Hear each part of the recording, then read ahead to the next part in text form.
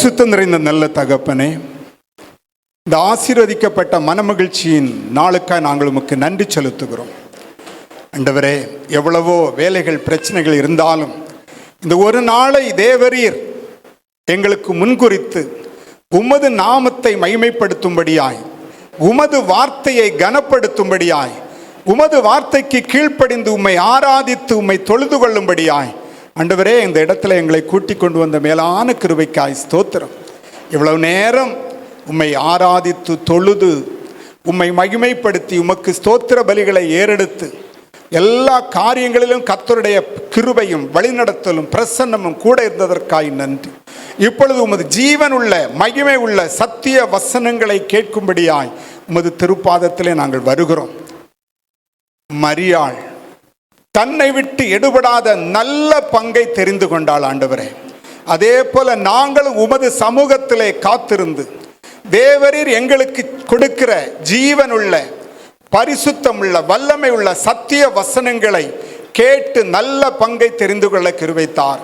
அந்த சத்திய வசனம் எங்களுடைய வாழ்க்கையிலே இருந்து எங்களோடு இருந்து எங்களை வழிநடத்துவதாக உமது திருவசனமாகிய அக்கினி எங்களுடைய இருதயத்திலே போடப்பட்டு எங்களை ஜீவ பாதையிலே நல்ல வெளிச்சத்தை கொடுக்கிற நல்ல சாட்சியை கொடுக்கிற ஜனங்களாய் மாற்றுவாராக. இயேசு கிறிஸ்துவின் ஒப்பற்ற நாமத்தில் பரிசுத்த ஆவியானுடைய ஒத்தாசையோடு எங்களை தாழ்த்தி ஒப்புக்கொடுத்து ஜெபிக்கிறோம். ஜீவனோடு இருக்கிற மகிமையுள்ள பிதாவே, ஆம். தேவனுடைய வார்த்தைக்கு மகிமை உண்டாவதாக. பிதாவாகிய தேவனுக்கும் குமாரனாகிய இயேசு கிறிஸ்துவுக்கும் சத்திய ஆவியானவராகிய தேவனுக்கும் சகல துதியும் கனமும் மகிமையும் உண்டாவதாக.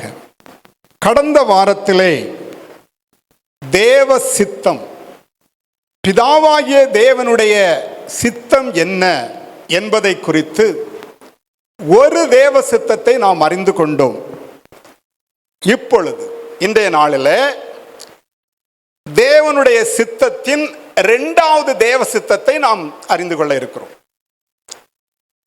1 தீமோத்தேயு 2ஆம் அதிகாரம் 4ஆம் வசனம். எல்லா மனுஷரும் ரட்சிக்கப்படவும் சத்தியத்தை அறிகிற அறிவை அடையவும் அவர் சித்தமுள்ளவராயிருக்கிறார்.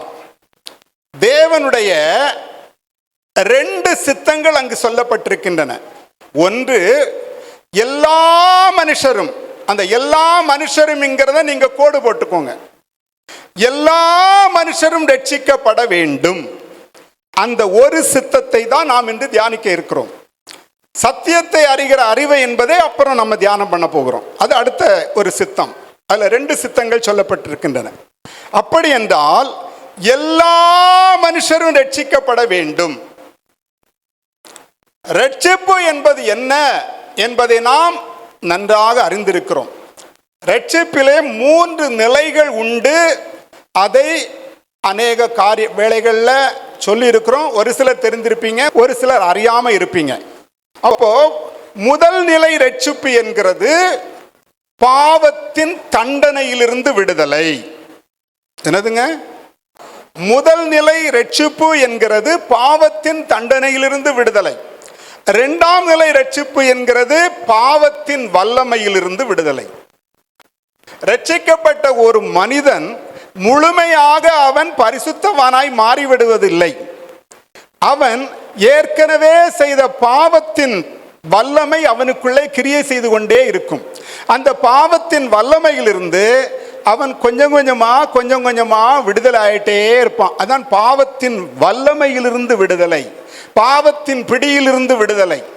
அடுத்தபடியாக பாவத்தின் வல்லமையிலிருந்து கொஞ்சம் கொஞ்சமா விடுவிக்கப்பட்ட மனுஷன் பரிசுத்த நிலையை அடைந்து இயேசு கிறிஸ்துடைய ரகசிய வருகையிலே பாவ உலகத்திலிருந்து, பாவ பிரசன்னத்திலிருந்து விடுதலை அடைவான். இந்த பாவ உலகத்திலிருந்தே, இந்த பாவ பிரசன்னத்திலிருந்தே விடுதலை அடைவான். இதுதான் நித்திய ரட்சிப்பு என்று சொல்லப்பட்டிருக்கிறது. இது இயேசு கிறிஸ்துடைய ரகசிய வருகையிலே கொடுக்கப்படுகிற ரட்சிப்பு. கர்த்தருக்கு ஸ்தோத்திரம். புரிஞ்சிட்டீங்களா? 3 நிலைகள் உண்டு. ஒன்று, பாவ தண்டனையிலிருந்து விடுதலை. 2வது, பாவத்தின் வல்லமை, பாவத்தின் பிடியிலிருந்து விடுதலை. மூன்றாவது பாவ உலகத்திலிருந்து, பாவ பிரசன்னம், அதிலிருந்து விடுதலை. இப்போ 3 விதமான காரியங்கள் இருக்கு. இன்றைக்கு நாம் எந்த நிலையை பார்க்க போகிறோம் என்றால், மற்ற 2ஐயும் இப்ப பார்க்க போறதில்ல. முதல் நிலை ரட்சிப்பு. அதுதான் எல்லா மனுஷரும் ரட்சிக்கப்பட வேண்டும். இது தேவனுடைய சித்தம். எல்லா மனுஷரும் ரட்சிக்கப்பட வேண்டும் என்றால், எல்லா ரட்சிக்கப்பட்ட மனுஷர்கள் எல்லாரும் கடைசி நிலை ரட்சிப்புக்கு போக முடியாது. இது நல்லா புரிஞ்சுக்கணும். நீங்க எல்லா மனுஷரும், ரட்சிக்கப்பட்ட மனிதர்கள் ஒவ்வொரு அனுதினமும் ரட்சிக்கப்பட்டு அனுதினமும் தம்மை சுத்திகரித்து பாவத்தின் பிடியிலிருந்து கொஞ்சம் கொஞ்சமாக விடுதலை அடைகிறவர்கள் தான் நித்திய ரட்சிப்புக்கு போக முடியும். அதுதான் முடிவு பரியந்தம் நிலை நிற்பவனே ரட்சிக்கப்படுவான் என்று இயேசு சொன்னார். அப்போ முடிவு பரியந்தம் நாம் நம்முடைய ரட்சிப்பிலே நிலை நிற்க வேண்டும் என்றால், ஒவ்வொரு நாளும் நம்ம என்ன பண்ணணும்? ஒவ்வொரு நாளும் நம்மை தற்பரிசோதனை செய்து கொள்ள வேண்டும். ஒவ்வொரு நாளும் நமக்குள்ள என்ன குறைகள் இருக்கிறது, என்ன பாவங்கள், அக்கிரமங்கள், மீறுதல் இருக்கிறது என்பதை நாம் நம்மை சுத்திகரித்து நம்மை பரிசுத்த பாதையிலே கொண்டு போகும்போதுதான் அது ஒவ்வொரு நாளும் நம்ம சுத்திகரித்து நித்திய ரட்சிப்புக்கு கொண்டு போகும். அதனால ஒரு நாள் நான் ரட்சிக்கப்பட்டுட்டேன், பாவத்தை அறிக்கையிட்டுட்டேன், நான் முங்கி எழும்பிட்டேன், ஞானஸ்தானம் வாங்கிட்டேன், நான் ரட்சிக்கப்பட்டேன் என்று சொல்லி நம்மை ஏமாற்றி கொள்ளக்கூடாது.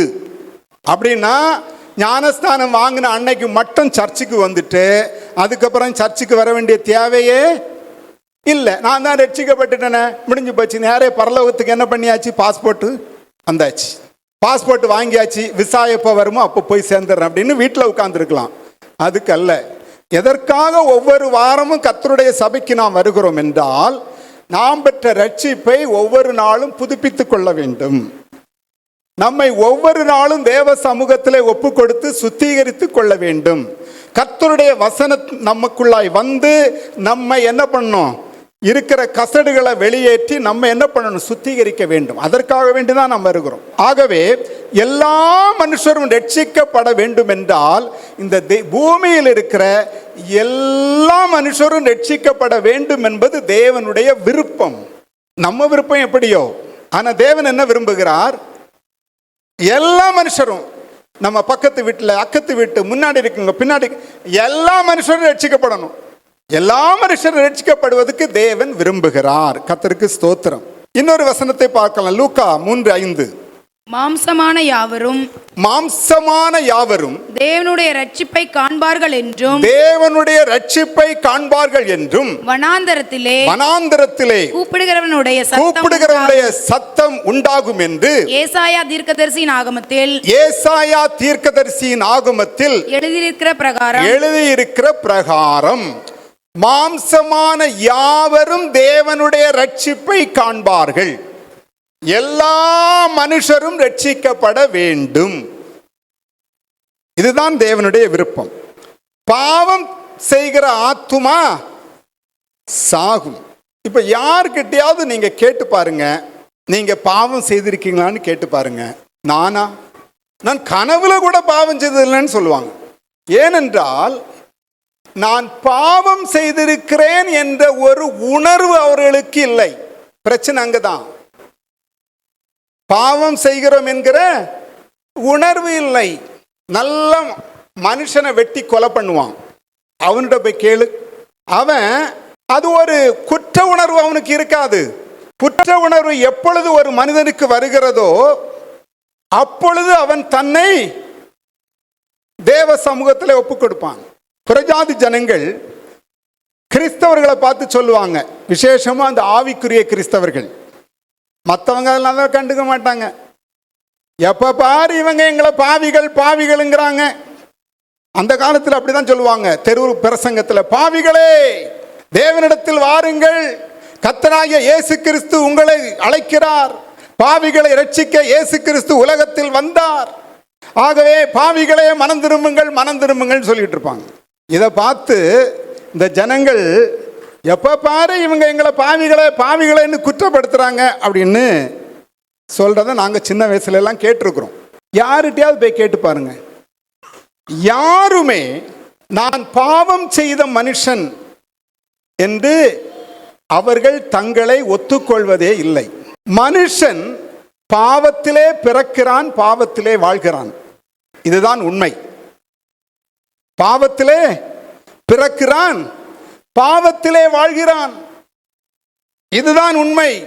போன வாரத்தில் தேவ செய்தியில நம்ம கேட்டோம், இருள் சேர் இருவினை. இருள் நரக இருளுக்கு கொண்டு சேர்க்கிற இரு வினைகள். அது என்னவென்றால் ஜென்ம பாவம், கர்ம பாவம்.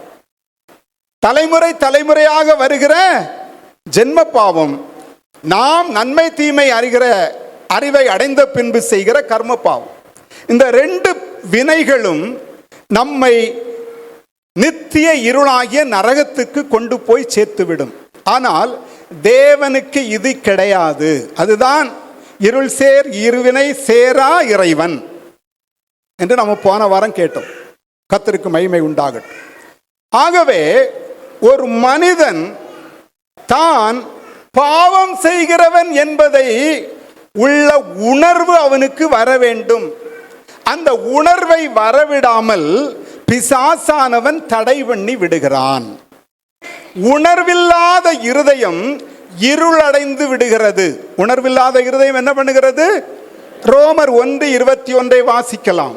அவர்கள் தேவனை அறிந்தும் அவரை தேவனென்று மகிமைப்படுத்தாமலும். அவர்கள் தேவனை அறிந்தும் எப்படி தேவனை அறிகிறார்கள்?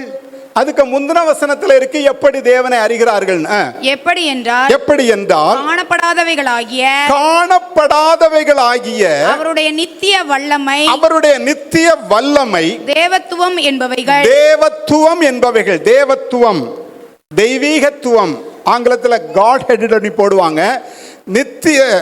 நித்திய வல்லமை தேவத்துவம் என்பவைகள் உண்டாக்கப்பட்டிருக்கிறவைகளினாலே உலகம் உண்டானது முதற்கொண்டு தெளிவாய் காணப்படும். ஆதலால் அவர்கள் போக்கு சொல்ல இடமில்லை. எனக்கு தெய்வத்தை தெரியாதுன்னு யாரும் போக்கு சொல்ல இடமில்லை. சிருஷ்டிக்கப்பட்ட அனைத்து சிருஷ்டிகளையும் பார்க்கும் போது இவைகளெல்லாம் இப்படி சிருஷ்டிக்கப்பட்டிருக்கிறதே என்று ஒரு ஆச்சரியம் நமக்கு உண்டாக வேண்டும். தெய்வீகத்தின் வல்லமையை நாம் புரிந்து கொள்ள வேண்டும். அப்படிப்பட்டவர்கள் அவர்கள் தேவனை அறிந்தும் அவரை தேவனென்று மகிமைப்படுத்தாமலும் தோத்தறியாமலும் இருந்து தங்கள் சிந்தனைகளினாலே வீணரானார்கள். உணர்வில்லாத அவர்களுடைய இருதயம் இருளடைந்தது. உணர்வில்லாத அவர்களுடைய இருதயம் இருளடைந்து விட்டது. இந்த உலகத்தினுடைய அதிபதி, இப்பிரபஞ்சத்தின் தேவனானவன் பிசாசானவன் அவர்களுடைய மனக்கண்களை குருடாக்கி விட்டான். மனக்கண்கள், ஆத்தும கண்கள் குருடாக்கப்பட்டு விட்டன. 2 கொரிந்தியர் 4:4. தேவனுடைய சாயலாய் இருக்கிற கிறிஸ்துவின் மகிமையான சுவிசேஷத்தின் ஒளி அவிசுவாசிகளாகிய அவர்களுக்கு பிரகாசமாய் இராதபடிக்கு இப்பிரபஞ்சத்தின் தேவனானவன் அவர்களுடைய மனதை குருடாக்கினான். இப்பிரபஞ்சத்தின் தேவனானவனாகிய பிசாசு அவிசுவாசிகளுடைய மனதை குருடாக்கினான். ஏனென்றால் தேவனுடைய சாயலாயிருக்கிற கிறிஸ்துவின் மகிமையான சுவிசேஷத்தின் ஒளி அவர்களுக்கு பிரகாசமாயிராதபடிக்கு பிரபஞ்சத்தின் தேவனானவன் அவர்களுடைய மனதை குருடாக்கிட்டான். ஏன் தெய்வத்தை தெரியல, ஏன் ஜீவனுள்ள தேவனை அறியல, ஏன் அவர்களுக்குள்ளே ஒளி வரல, ஏன் இருளாக இருக்கிறார்கள் என்றால் அவருடைய மனக்கண் குருடாகிவிட்டது. இப்பிரபஞ்சத்தை ஆளுகை செய்கிற பிசாசானவன் அவருடைய மனதை குருடாக்கி விட்டான். ஆகவேதான் ஜீவனுள்ள சத்திய வசனங்களை நாம சொல்லும் போது அது அவருடைய இருதயத்தில் போகல. அப்போ ஒரு மனிதன் முதல்ல இந்த ரட்சிப்புக்கு கடந்து வர வேண்டும் என்றால், இந்த முதல் நிலை ரட்சிப்புக்கு கடந்து வர வேண்டால் 7 படிகள் இருக்கு. அந்த 7 படிகளை உங்களுக்கு சொல்லி முடிச்சிடறேன். முதல் படி உணர்வடைதல். முதல் படி உணர்வடைதல். ஏனென்றால் உணர்வில்லாத இந்த இருதயம் உணர்வடைய வேண்டும். நான் பாவி என்கிற ஒரு உணர்வு எப்பொழுது ஒரு மனிதனுக்கு வருகிறதோ அப்பொழுது அவன் தன் பாவத்திலிருந்து விலக பிரயாசப்படுவான். நல்லா புரிஞ்சுக்கணும். இந்த உணர்வை கொடுக்கிறதுக்கு தான் கர்த்தருடைய ஊழியக்காரன் முதல்ல செய்ய வேண்டிய வேலை.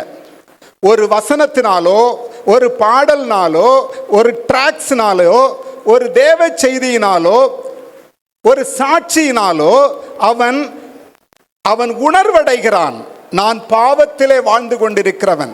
என் வீட்டில், என் குடும்பத்தில், என் சரீரத்தில் இந்த பிரச்சனைகள் வருவதற்கு காரணம் நான் பாவத்திலே வாழ்கிறவன், நான் பாவியாய் பிறந்தவன் என்கிற ஒரு உணர்வு எப்பொழுது ஒரு மனிதனுக்கு வருகிறதோ அப்பொழுதுதான் அந்த பாவத்திலிருந்து அவன் விடுதலை அடைய வேண்டும். இதற்கு பரிசுத்த ஆவியானவர் உதவி செய்ய வேண்டும். நாம் கர்த்தருடைய வசனத்தை சொல்லும் போது பாவம், நீதி, நியாய தீர்ப்பை கண்டித்து உணர்த்துகிற பரிசுத்த ஆவியானவர் அவர்களோடு கூட இருந்து அவர்களுடைய இருதயத்திலே உணர்வை கொடுத்து அவர்களை என்ன பண்ணுவார்? பாவி என்று ஒத்துக்கொள்ள வைப்பார். இது ரொம்ப முக்கியமான காரியம். ஆனால் உலகத்தில் இருக்கிற மனிதர்கள் தாங்கள் பாவிகள் என்று ஒத்துக்கொள்வதில்லை. உலகத்திலே பிறந்த எந்த மனிதனாக இருந்தாலும் சரி, இயேசு கிறிஸ்துவை தவிர பாவம் இல்லாமல் பிறந்தவனும் இல்லை, பாவம் இல்லாமல் வாழ்ந்தவரும் இல்லை. இதை நன்றாக புரிந்து கொள்ள வேண்டும். நான் பாவமில்லா பரிசுத்தர் என்று சொல்ல முடியாது.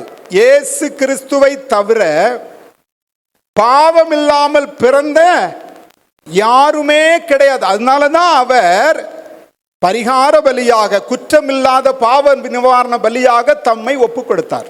1 யோவான் 1ஆம் அதிகாரம் 8 10 வரை உள்ள வசனங்களை வாசிக்கலாம். நமக்கு பாவம் இல்லை என்போமானால், நமக்கு பாவம் இல்லை என்போமானால் நம்மை நாமே வஞ்சிக்கிறவர்களாய் இருப்போம். நம்மை நாமே வஞ்சிக்கிறவர்களாய் இருப்போம். சத்தியம் நமக்குள் இராது. சத்தியம் நமக்குள் இராது. புரிஞ்சிருக்கலாம்? அப்போ எனக்கு பாவமே இல்லப்பா, நான் பாவமே செய்யறதில்ல, நான் பரிசுத்தன் சுத்தன் அப்படின்னு நம்ம சொல்லிக்கிட்டே இருக்கணும்னா நாம் என்ன பண்ணுறோம்? நம்மை நாமே வஞ்சிக்கிறவர்களாய் இருக்கிறோம். சத்தியம் நமக்குள் இருப்பதில்லை. ஆகவே நாம் ஒவ்வொருவரும் ஒத்துக்கொள்ள வேண்டும், நான் பாவியான மனுஷன், தேவ கிருபையினாலே நான் ரட்சிக்கப்பட்டேன்.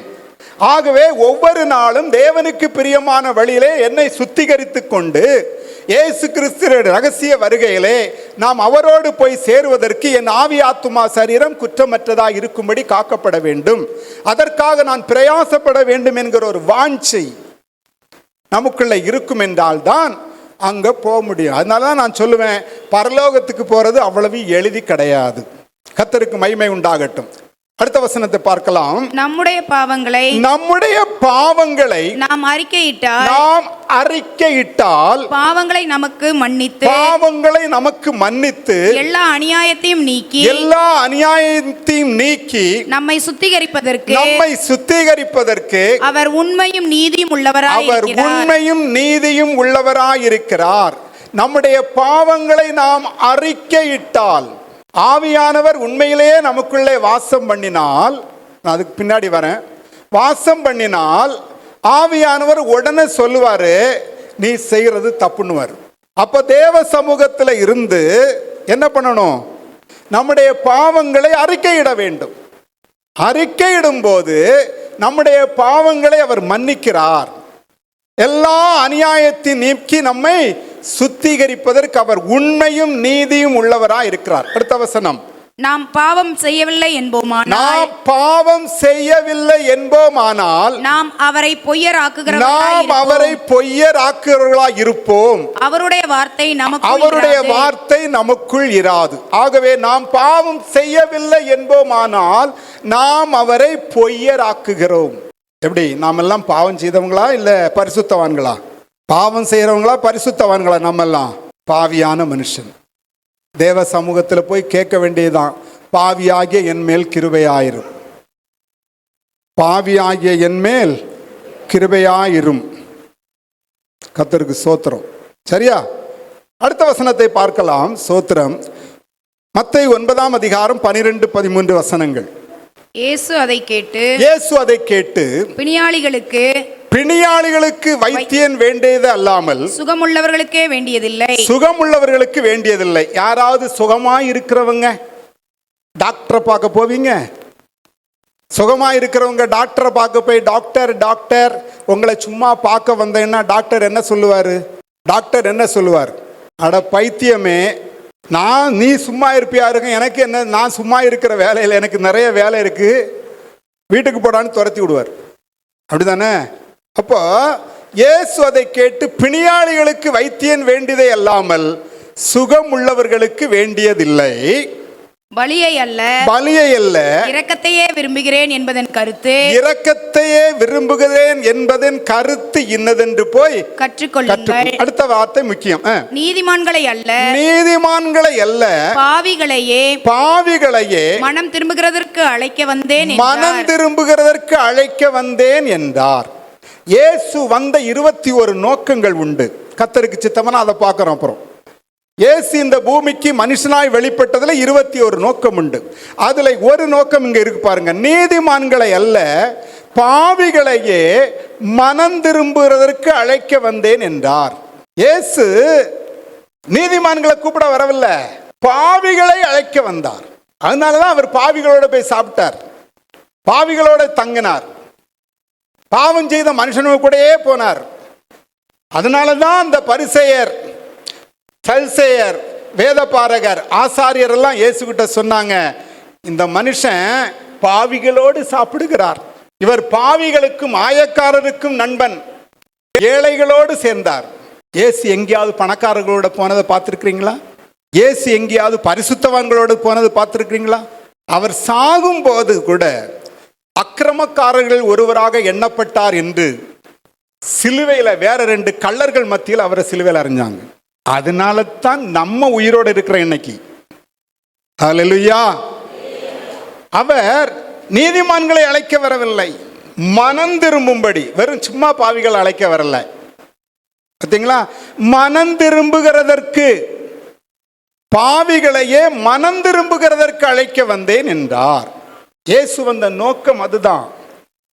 அப்போ இந்த காரியத்தின்படி முதல்ல ஒரு மனிதன் இருதயத்திலே உணர்வடைய வேண்டும்.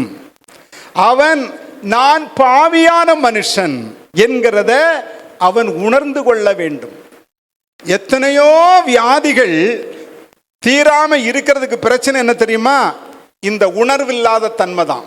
இந்த உணர்வில்லாத தன்மையினாலதான் நிறைய வியாதிகள் குணமடையாமல் இருக்கிறது. மத்தேயு 13, அப்போஸ்தலர் நடவடிக்கைகள் 28 இதெல்லாம் பார்க்க முடியும். மத்தேயு 13 ஒரு வசனம் நாம் அடிக்கடி பார்க்கறது தான். அதுல சொல்லுவாரு, இந்த ஜனங்கள் கண்களினால் காணாமலும் காதுகளினால் கேளாமலும் இருதயத்தினால் உணர்ந்து மனம் திரும்பாமலும். பாத்தீங்களா? இருதயத்தினால் உணர்ந்து மனம் திரும்பாமலும். எப்ப ஒரு மனிதன் இருதயத்தில் உணர்ந்து அவன் மனம் திரும்புகிறானோ, இங்கதான் வியாதி, ஆத்துமாவில் வியாதி உட்கார்ந்து இருக்கு. எப்ப ஒரு மனிதன் இருதயத்தினால் உணர்ந்து நான் பாவியான மனுஷன், இந்த பாவத்திலிருந்து நான் விடுதலை ஆக வேண்டும், தேவ சமூகத்திலே என் பாவங்களை அறிக்கையிட்டு நான் மனம் திரும்ப வேண்டும் என்று எப்பொழுது ஒரு மனிதன் உணர்ந்து, இருதயத்தினால் உணர்ந்து, கர்த்தருடைய சத்தத்தை கேட்டு, பாருங்க, காதுகளினால் கேளாமலும். காதுகளில் கேட்கும்போது என்ன உண்டாகும்? இருதயத்தில் உணர்வு உண்டாகும். நிறைய இடங்கள்ல இருக்கு அந்த வசனங்களை நீங்க பார்த்தீங்கன்னா, அவர்கள் கேட்டு உணர்வடைந்தார்கள் அப்படின்னு இருக்கும். நீங்க வீட்டில் உட்கார்ந்தா எப்படி கேட்பீங்க, வீட்டில் உட்கார்ந்தா எப்படி உணர்வு உண்டாகும்? அதற்கு தான் வார வாரம் வாங்க கர்த்தருடைய சபைக்குன்னு கூப்பிடுறது. அப்போ காதுகளால் கேளாமலும் இருதயத்தினால் உணர்ந்து மனம் திரும்பாமலும் நான் அவர்களை ஆரோக்கியமாக்காமலும் இருக்கும்படியாக அவர்கள் இருதயம் கொழுத்திருக்கிறது. இருமா. அப்போ இருதயத்தால் உணர்ந்து மனம் திரும்பின உடனேயே அவர்களுக்கு ஆரோக்கியம் உண்டாகிறது. ஆரோக்கியம்ங்கிறது சரீரத்தில் நடக்கிற சுகம், the healing in the body. புரியுதா உங்களுக்கு? அப்ப சரீரத்தில் இருக்கிற வியாதி ஏன் குணமாகலன்னு தெரியுமா? நிறைய வியாதி பிரச்சனை இங்க தான் இருக்கு. சரீரத்தில் இருக்கிற நிறைய வியாதி குணமாகிறது. ஏன் குணமாகல அப்படின்னா, அவர்கள் இருதயத்தினால் உணர்ந்து மனம் திரும்பாததுனால. இருதயத்தினால் உணர்ந்து மனம் திரும்பும் போது நான் அவர்களை ஆரோக்கியமாக்குவேன். ஆரோக்கியமாக்காமலும் இருக்கும்படியாக அவர்கள் இருதயம் கொழுத்திருக்கிறது. காதால் மந்தமாய் கேட்டு தங்கள் கண்களை மூடிக்கொண்டார்கள் என்பதே.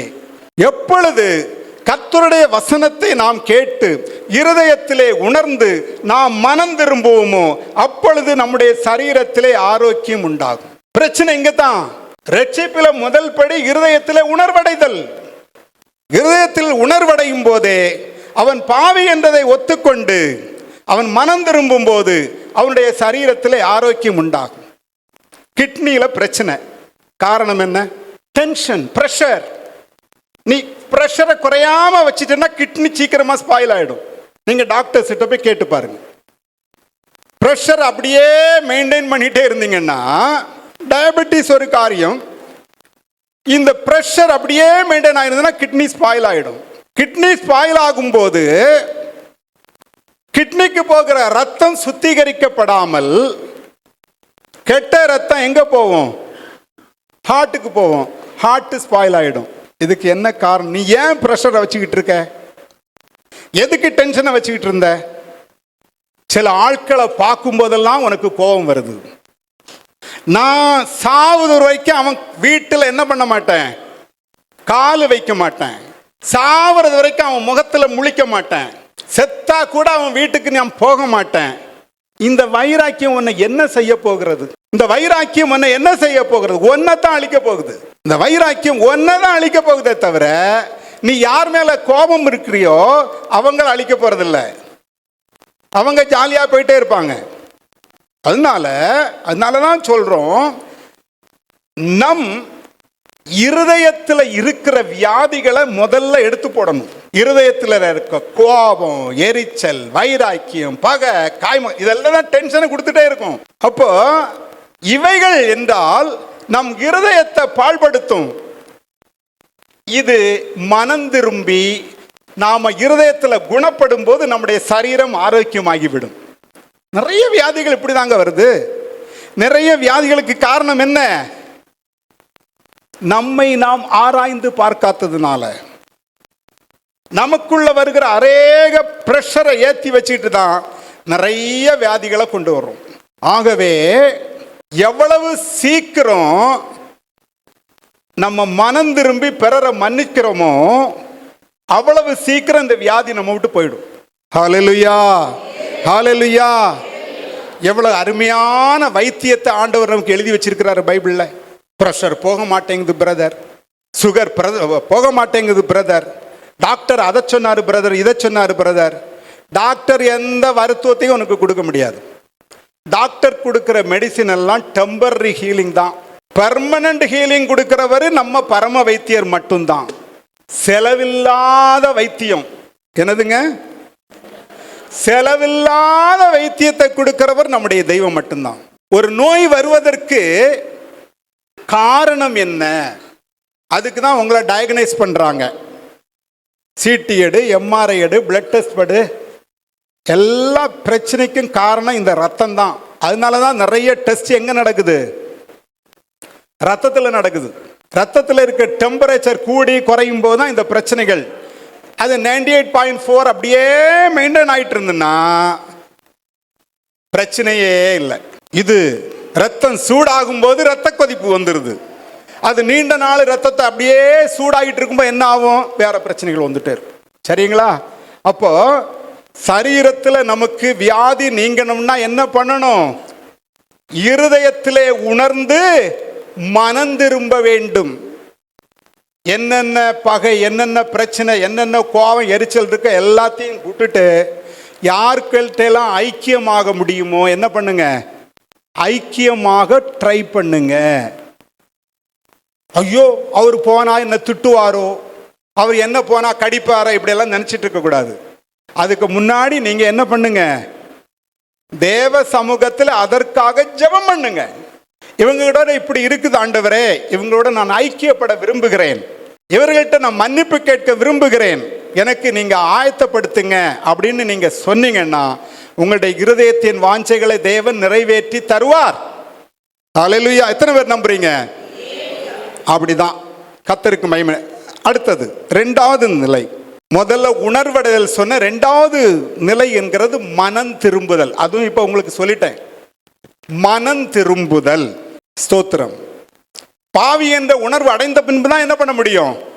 மனம் திரும்புதல். இதே உங்களுக்கு நான் சொல்லிட்டேன் இப்போ. ஆனால் 1-2 வசனங்களை பார்க்கலாம். மத்தேயு 3:2. முதல் புதிய ஏற்பாட்டில் சொல்லப்பட்ட சுவிசேஷம் என்ன தெரியுமா? மனம் திரும்புகள், பரலோக ராஜ்யம் சமீபித்திருக்கிறது. அப்ப பரலோக ராஜ்யத்துக்கு நீங்க போகணும்னாலே ஃபர்ஸ்ட் ஸ்டெப் என்னது? மனம் திரும்புதல். இருதயத்தில் ஃபுல்லா எல்லாத்தையும் நிறைச்சு வச்சுக்கிட்டு பரலோக ராஜ்யம் போக முடியாது. வசனம் ரொம்ப அழகா இருக்கு. மனம் திரும்புங்கள், பரலோக ராஜ்யம் சமீபித்திருக்கிறது. எல்லாரும் பின்னாடி இருக்கிறவங்க எல்லாம் கேக்குதா? எல்லாருக்கும் சத்தமா சொல்லிட்டு இருக்கிறேன், கேக்குதா இல்லையா? அப்போ மனம் திரும்புங்கள், உங்களுடைய பாவ வாழ்க்கையை விட்டு மனம் திரும்புங்கள், பரலோக ராஜ்யம் சமீபித்திருக்கிறது. இல்லைன்னா பரலோகத்துக்கு போக முடியாது. மனம் திரும்புங்கள். மார்க் 1:15 வாசிக்கலாம். காலம் நிறைவேறிற்று, காலம் நிறைவேறிட்டு தேவனுடைய ராஜ்யம் சமீபமாயிற்று, தேவனுடைய ராஜ்யம் சமீபமாயிற்று, மனம் திரும்பி சுவிசேஷத்தை விசுவாசியுங்கள் என்றார். இது அடுத்த ஸ்டெப். விசுவாசியுங்கள், மனம் திரும்புங்கள், சுவிசேஷத்தை விசுவாசியுங்கள். நான் அடுத்த திருப்பி வரும் அதுல. அப்போ இங்க மனம் திரும்புதலோடு கூட சுவிசேஷத்தை விசுவாசியுங்கள் என்றும் பரிசுத்த மார்க் எழுதி வைக்கிறாருங்க. கர்த்தருக்கு மகிமை உண்டாகட்டும். அப்போஸ்தலர் 2:38. பேதுரு அவர்களை நோக்கி நீங்கள் மனம் திரும்பி ஒவ்வொருவரும் பாவ மன்னிப்புக்கென்று இயேசு கிறிஸ்துவின் நாமத்தினாலே ஞானஸ்நானம் பெற்றுக்கொள்ளுங்கள். அப்பொழுது பரிசுத்த ஆவியின் வரத்தை பெறுவீர்கள். திருப்பி இந்த வசனத்துக்கு நான் வருவேன். நீங்கள் மனம் திரும்பி. அப்போ ஒரு மனிதன் நம்பர் 1 உணர்வடைய வேண்டும், நம்பர் 2 மனம் திரும்ப வேண்டும், நம்பர் 3 விசுவாசம் உள்ளவன் ஆக வேண்டும். நம்பர் 3 என்னதுங்க? விசுவாசம் உள்ளவன் ஆக வேண்டும். நான் ஏற்கனவே மார்க் 1:15 சொன்னேன். மனம் திரும்பி சுவிசேஷத்தை விசுவாசியுங்கள். அப்ப எதை விசுவாசிக்க வேண்டும்? சுவிசேஷத்தை விசுவாசிக்க வேண்டும். சுவிசேஷம் என்பது என்ன? இயேசு கிறிஸ்து வேத வாக்கியங்களின்படி இந்த பூமியிலே வெளிப்பட்டு மனிதனாக ஜீவித்து மரித்து அடக்கம் பண்ணப்பட்டு உயிர்த்தெழுந்தார். இதுதான் சுவிசேஷமே. என்னதுங்க? இயேசு கிறிஸ்து வேத வாக்கியங்களின்படி இந்த பூமியில வெளிப்பட்டு மரித்து அடக்கம் பண்ணப்பட்டு உயிர்த்தெழுந்தார். 1 கொரிந்தியர் 15ஆம் அதிகாரத்தில் இருக்கிறது. 1 கொரிந்தியர் 15ஆம் அதிகாரம் 3ஆம் வசனத்திலிருந்து கொஞ்சம் வாசிங்க. நான் அடைந்ததும் உங்களுக்கு பிரதானமாக ஒப்புவித்ததும் உங்களுக்கு பிரதானமாக ஒப்புவித்ததும் என்னவென்றால் கிறிஸ்துவானவர், ரொம்ப முக்கியமான காரியம், கிறிஸ்துவானவர் வேத வாக்கியங்களின்படி நமது பாவங்களுக்காக மரித்து அடக்கம் பண்ணப்பட்டு வேத வாக்கியங்களின்படி மூன்றாம் நாளில் உயிர்த்தெழுந்து. இதுதான் சுவிசேஷம். இந்த சுவிசேஷத்தை நாம் விசுவாசிக்க வேண்டும். நம்முடைய பாவங்களுக்காக மரித்தவர் இயேசு கிறிஸ்து. நம் பாவங்களுக்காக மரித்து அடக்கம் பண்ணப்பட்டு உயிர்த்தெழுந்தவர் இயேசு கிறிஸ்து. அவர் உயிரோடு இருக்கிறார், அவர் மறுபடியும் வருவார் என்கிற ஒரு விசுவாசம் நமக்கு இருந்து கொண்டே இருக்க வேண்டும். யோவான் 3:16 கூட மிக முக்கியமான ஒரு வசனம், நமக்கு தெரிந்த வசனம் என்ன? தேவன் தம்முடைய ஒரே பேரான யார? தம்முடைய ஒரே பேரான குமாரனை விசுவாசிக்கிறவன் எவனோ அவன் கெட்டு போகாமல் நித்திய ஜீவனை அடையும்படிக்கு அவரை தந்தருளி இவ்வளவாய் உலகத்தில் அன்பு கூர்ந்தார். தேவன் தம்முடைய ஒரே பேரான குமாரனை விசுவாசிக்கிறவன் எவனோ அவன் கெட்டு போகாமல் நித்திய ஜீவனை அடையும்படிக்கு. அப்போ ஒரே பேரான குமாரனாகிய இயேசு கிறிஸ்துவை விசுவாசிக்க வேண்டும். இயேசு கிறிஸ்துவை விசுவாசிக்க வேண்டும். ஒரே பேரான குமாரனாகிய இயேசு கிறிஸ்து இந்த பூமியில வந்தார், என் பாவங்களுக்காக மரித்தார், அடக்கம் பண்ணப்பட்டார், உயிர்த்தெழுந்தார், மறுபடியும் வருவார். இதுலதான் நித்திய ஜீவனுங்கிற ரகசியமே மறைந்திருக்கிறது. யோவான் 20:31 இயேசு தேவனுடைய குமாரனாகிய கிறிஸ்து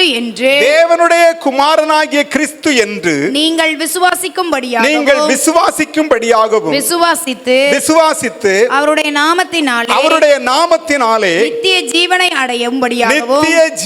அடையும்படியாகவும் இவைகள் எழுதப்பட்டிருக்கிறது.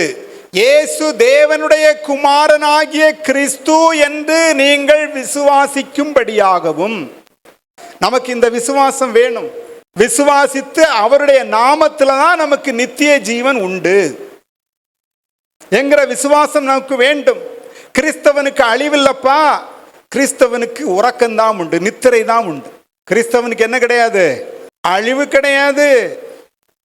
இயேசு கிறிஸ்துவின் நாமத்தினால யாரெல்லாம் ரட்சிக்கப்பட்டார்களோ, கடைசி வரைக்கும் தன்னுடைய ரட்சிப்பை காத்து கொண்டார்களோ, நான் எல்லாருக்கும் சொல்ல மாட்டேன், ரட்சிப்பை காத்து கொண்டார்களோ அவர்களுக்கு என்ன கிடையாது?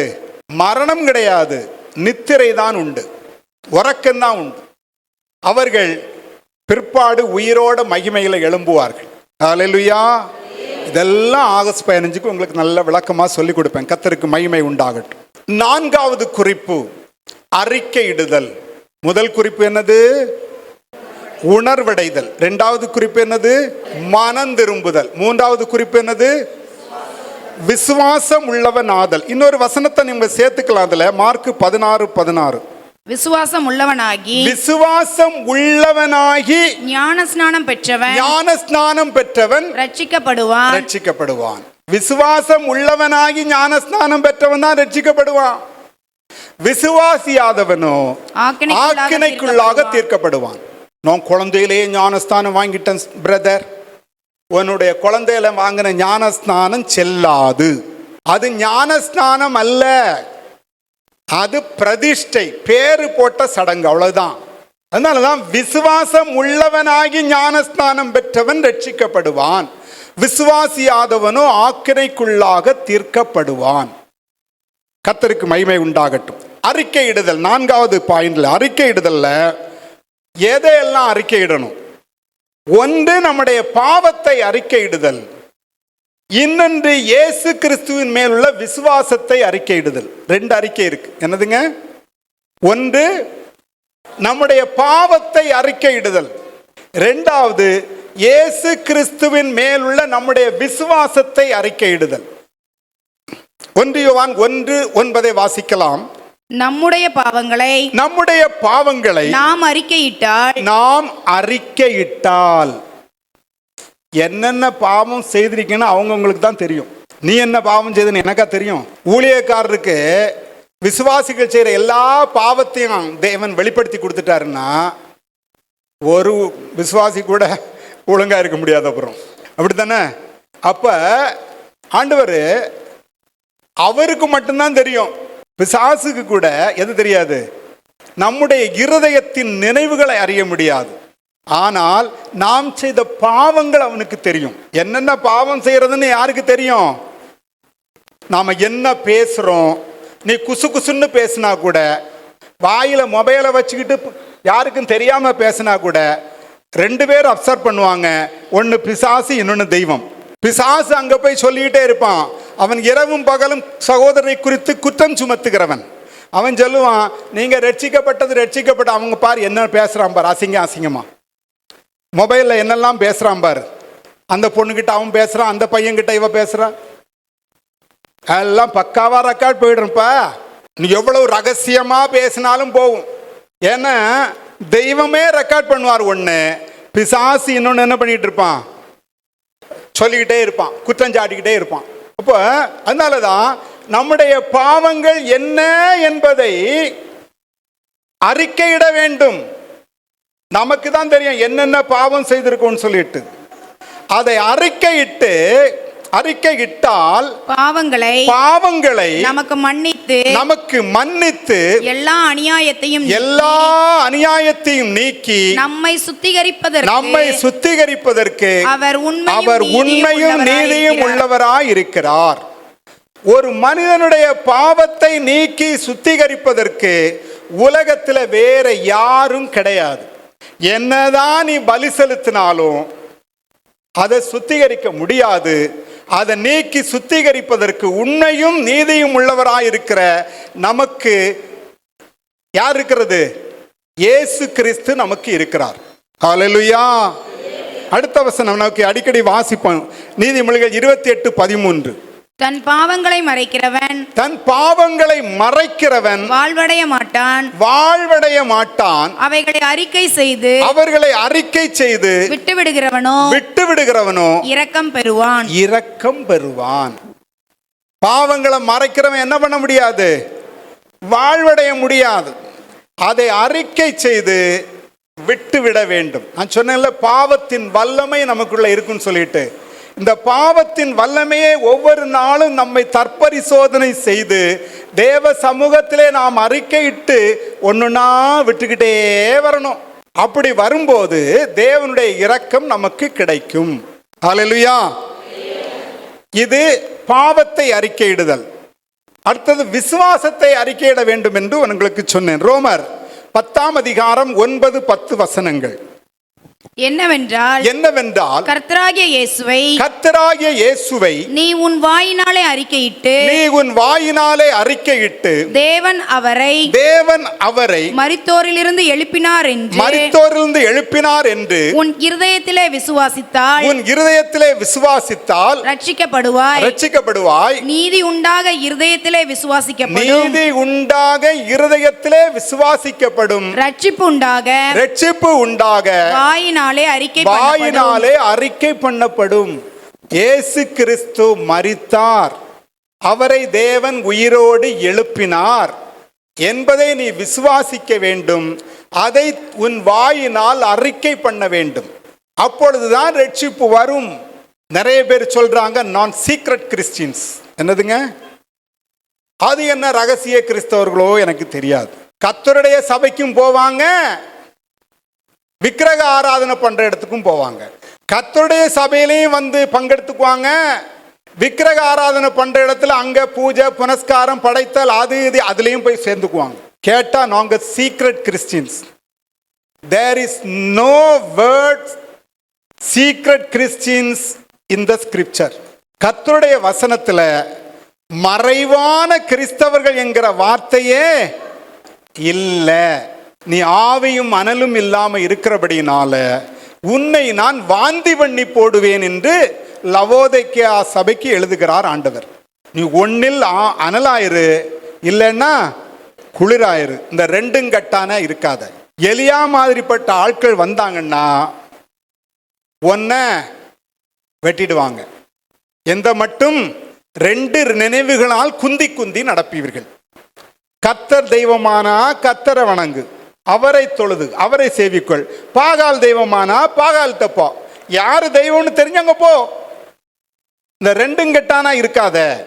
கிறிஸ்தவர்கள் என்று சொல்லிக் கொடுக்கிறவர்களும் இருக்கிறார்கள்.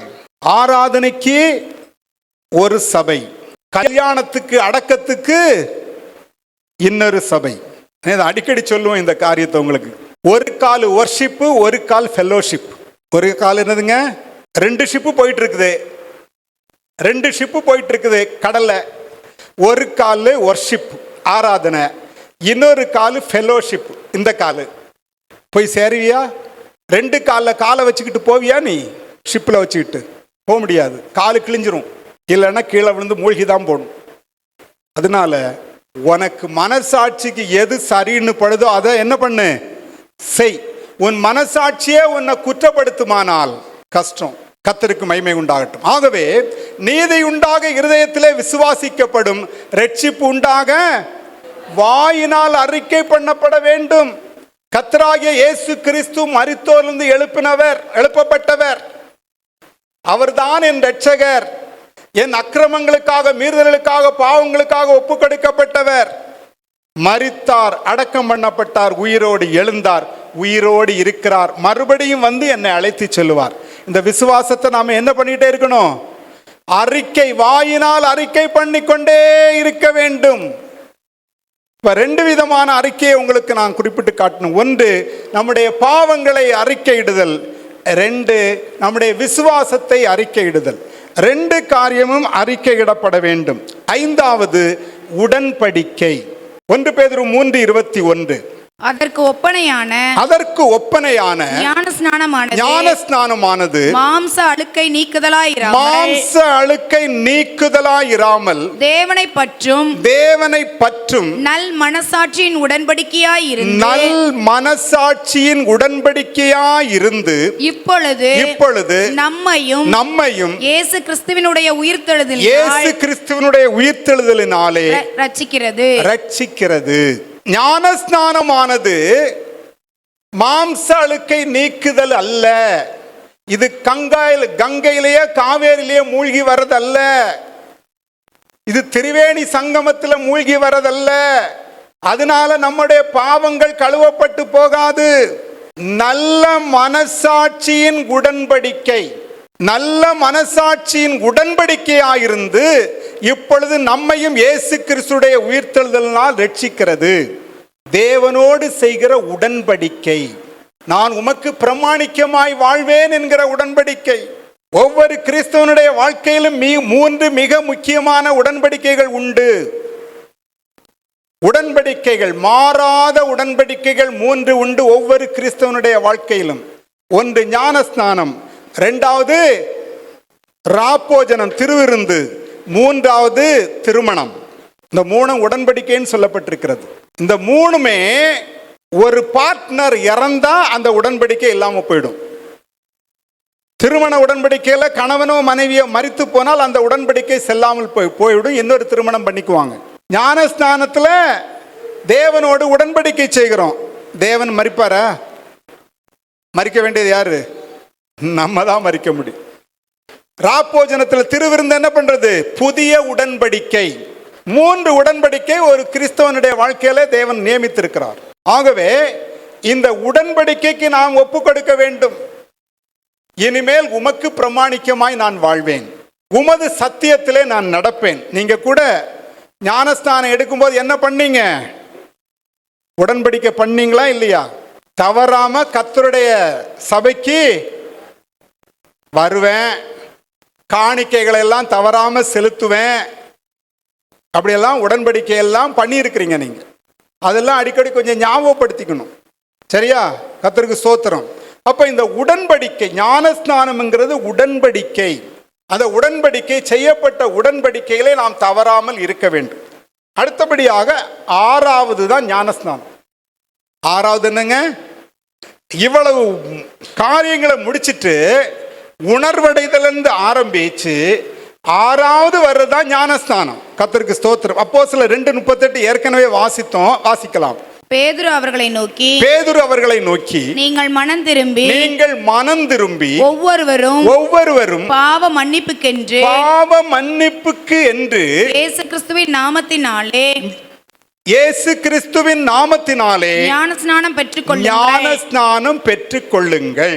இந்த மனம் திரும்புதல், அறிக்கையிடுதல், விசுவாசித்தல், உணர்வடைதல், உடன்படிக்கை எல்லாம் முடிச்சிட்டு தான் வரணும்.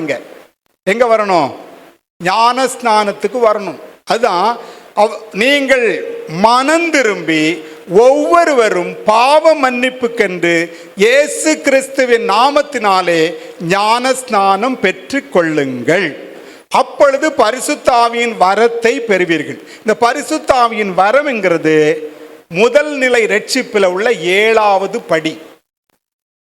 அதை நிறைய பேர் கண்டுக்கிறதே இல்லை. அது நான் வரேன் அப்புறம். சோத்திரம். இந்த ஞானஸ்நானத்தை குறித்து ஒரு தனி சப்ஜெக்டே இருக்கு. அதை இப்ப நான் சொல்ல போறதில்லை. 1-2 வசனங்களை மாத்திரம் சொல்லிவிட்டு கடந்து சொல்ல வாஞ்சிக்கிறேன். ரோமர் 6ஆம் அதிகாரம் 3-5 வரை உள்ள வசனங்கள். கிறிஸ்து இயேசுவுக்குள்ளாக ஞானஸ்நானம் பெற்ற நாம் அனைவரும் அவருடைய மரணத்துக்குள்ளாக ஞானஸ்நானம் பெற்றதை அறியாமல் இருக்கிறீர்களா? மேலும் பிதாவின் மகிமையினாலே கிறிஸ்து மரித்தோரிலிருந்து எழுப்பப்பட்டது போல நாமும் புதிதான ஜீவன் உள்ளவர்களாய் நடந்து கொள்ளும்படிக்கு அவருடைய மரணத்திற்கு உள்ளாக்கும் ஞானஸ்நானத்தினாலே கிறிஸ்துவுடனே கூட அடக்கம் பண்ணப்பட்டோம். கிறிஸ்துவுடனே கூட என்ன பண்ணப்பட்டோம்?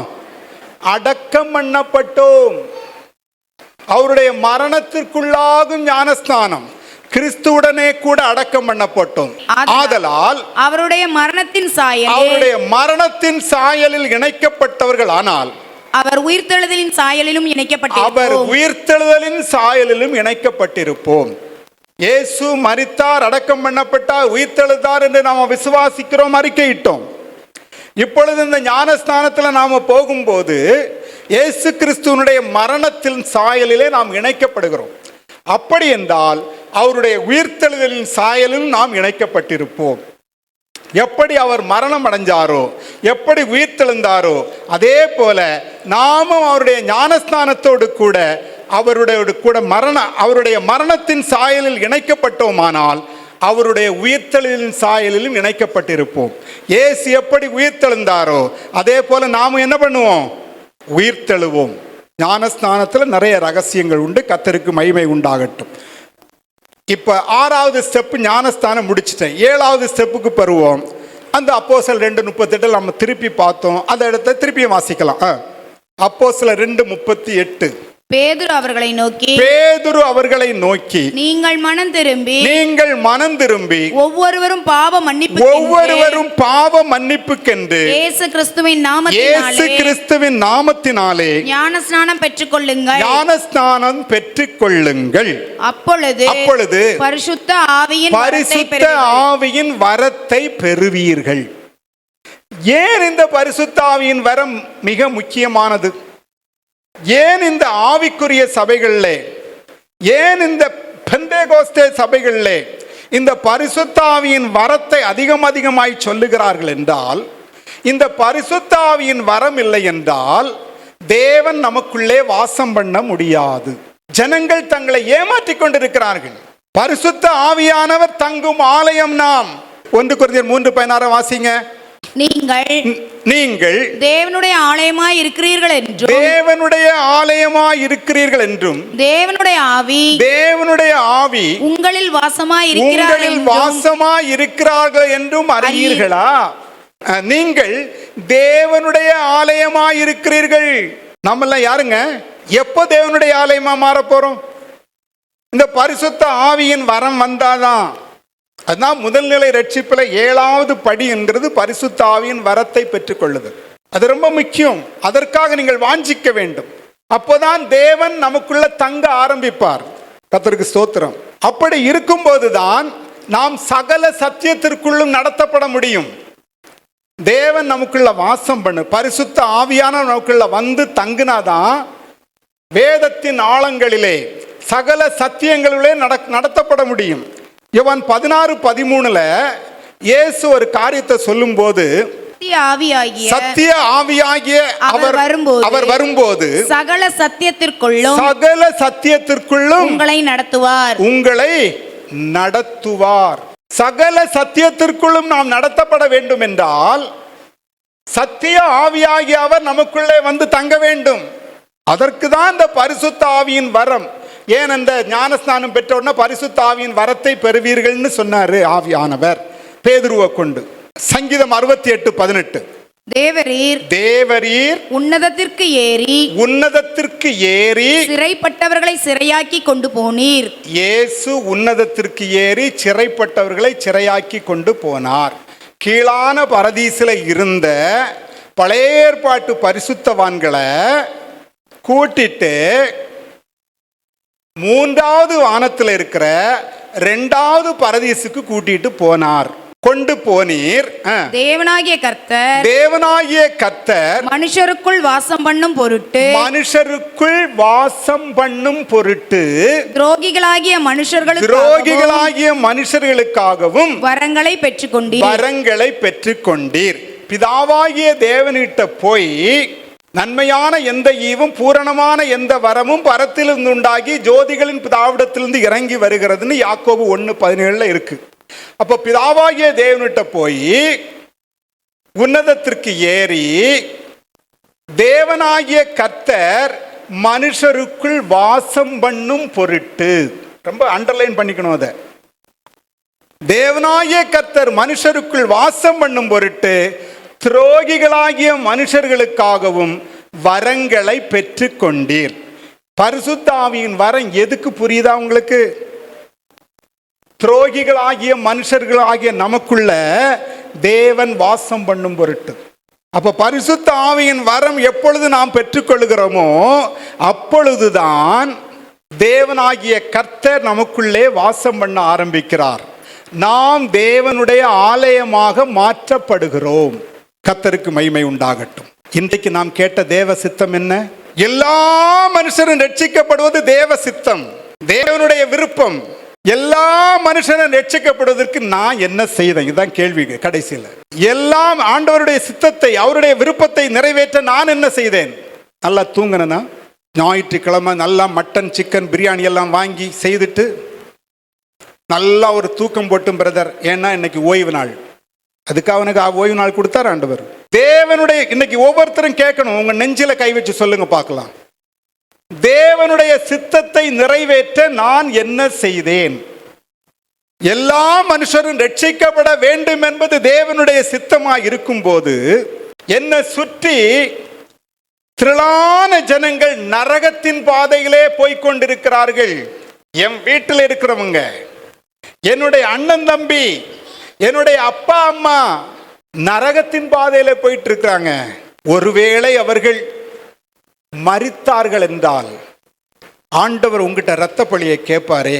உன் பக்கத்து வீட்டில் உன் உறவினர் சேர்ந்து எல்லாம் செய்து கொண்டாடுனீங்களே, எல்லாம் செய்து சாப்பிட்டீங்களே, ஏன் என்னுடைய அன்பை நீ சொல்லல? ஏன் உங்களை ரட்சிப்பின் பாதையில நடத்தல?